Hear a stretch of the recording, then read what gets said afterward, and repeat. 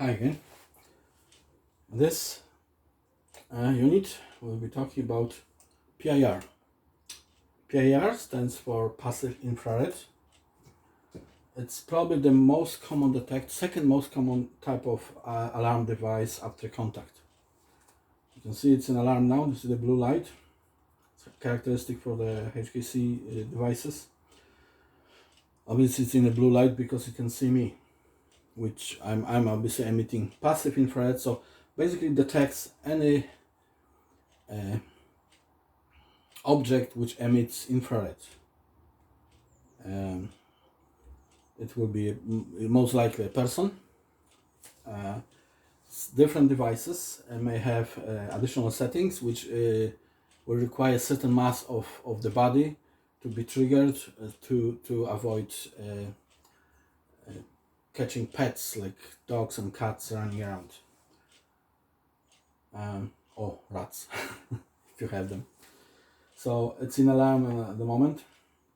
That's usually how may have different kind of looks, but general idea is the same, and the function is generally the same. Similar as in contact, we can wire them in the dual end of line connection.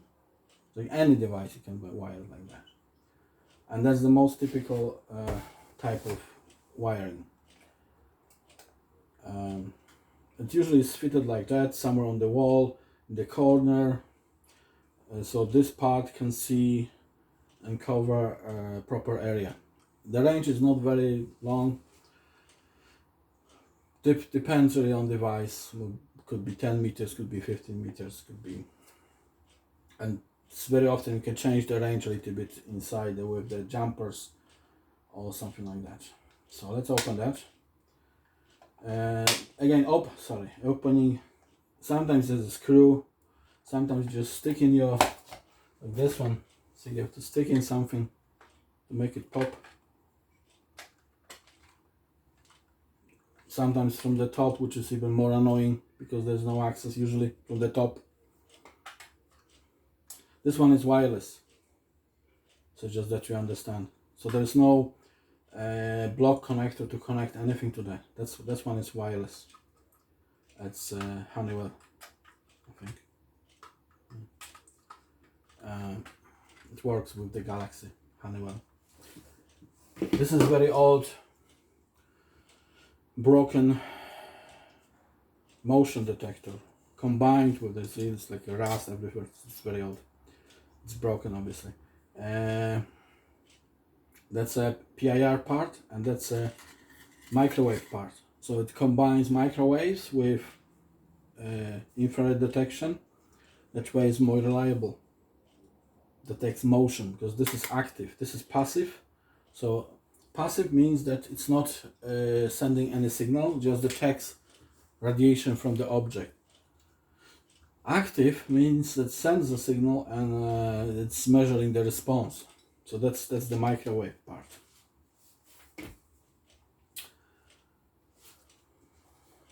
Let's have a look at this one inside. This is wired. I have only power connected. Some jumpers to change the settings. Jumpers with the in those jumpers you can set that it has built-in resistors. So with those jumpers you can change if it's 2K2, 4K7, or whichever one it is. And it is separate for damper and for alarm. So you don't need actually to use resistors with that. You just connect wires from the panel. But very often this is actually causing problem, because you may have a problem with creating dual end of line connection. If it's not built properly inside, in many cases you won't be able to use built-in resistors to create a dual end of line connection, because the way they are wired inside. So as for this one, the blue light says it's in alarm. So I will now move my multimeter to 200 ohms. because it's not a perfectly clean connection, which there's no perfect short. And if you look there, hopefully you will see that it says tamper, this one says alarm, this is power. So the last two is tamper, next two is alarm, and this is power. So at the moment housing is open, and that's our micro switch.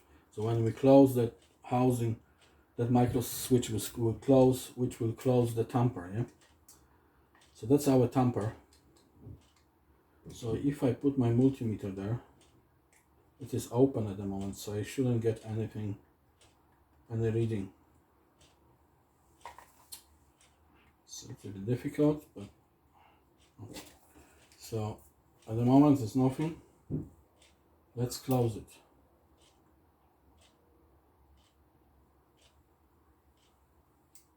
And again, open, closed. That's our tamper. If we connect to the alarm, our multimeter, at the moment it's open because it's an alarm.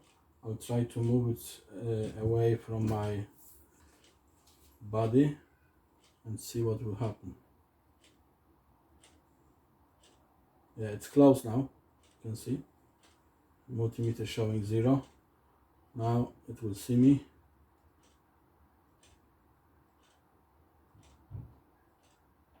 Sorry, wrong. What I'm saying now. Yeah, it should be open. Now it's closed.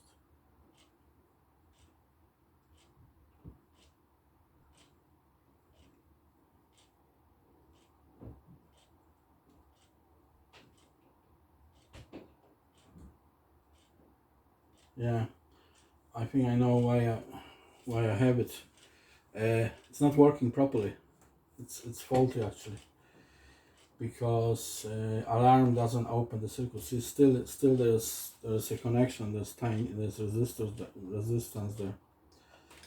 So even if it's in alarm it should be open. So there shouldn't be any resistance. There should be yeah. So this one is faulty, and that's why I have it here. Anyway, it's a good example again, because those devices go faulty. But the one which we can demonstrate on this one clearly is the tamper side, yeah, because it's open. Tamper is open when we close. So tamper is 1 because it's infinity. If we close the tamper, it goes to practically 0. And that's the same should happen with alarm. There's no alarm, we should see you should see that. In alarm you should see that.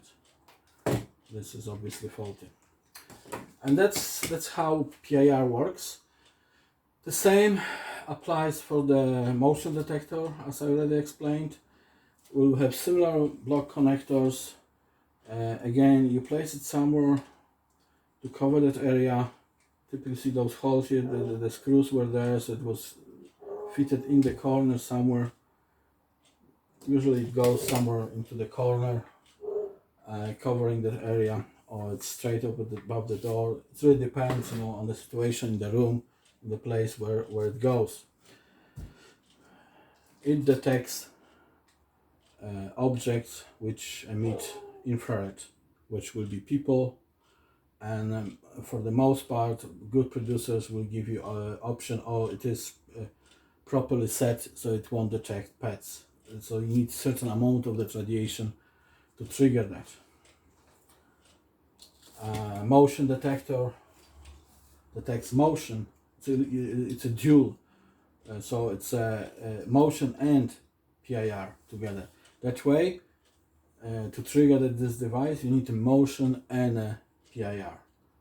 So it's easier. The problem with PIRs was also that if you had a hot day and was somehow pointing towards windows, which shouldn't, a window would get hot and would trigger this device. Also, fireplaces could trigger this device. Again, depends how you place it, but because it's passive and detects infrared radiation, so anything emitting heat will work with that. So that's why this was invented, and using microwaves to detect motion. And basically that's the most I can say about those devices. Obviously there are some settings about how sensitive they are.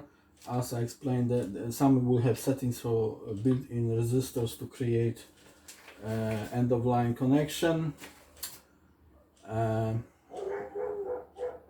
of them are like this will have a jumper which will tell you if LED can work or not. Now I took off jumper, so LED won't work. Independently if this is working or not, LED will not be shown unless the jumper is on. I remove the jumper, LED is off, not because it's not in alarm, just because the jumper. I was working a good few years for a company doing alarms in the banks, and we had all the LEDs off, so nobody knew if the device is in alarm or not. But in regular installations, you want LED to be on, most cases.